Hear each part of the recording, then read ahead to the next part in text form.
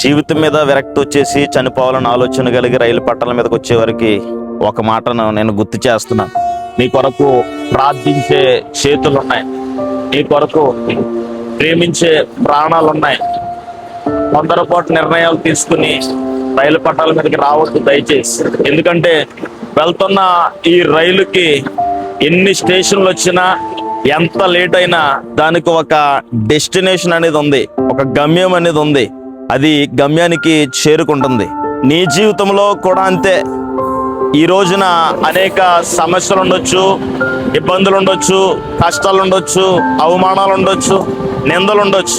కానీ ఒకటి గుర్తించుకో, నీలో ఉన్న ఊపిరిని నీ అనుమతి లేకుండా దేవుడు ఇంకా తీయలేదంటే నీ పట్ల భూమి మీద దేవుడు చేయాల్సిన పని ఏదో ఉంది. నిన్ను సృష్టించిన వాడు నిన్ను విడువడు.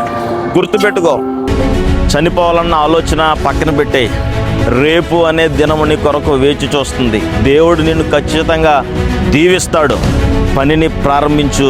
జీవితాన్ని ఈ క్షణం నుంచి మరలా రెన్యూవల్ చేసి ముందుకు కొనసాగు. ఆమెన్.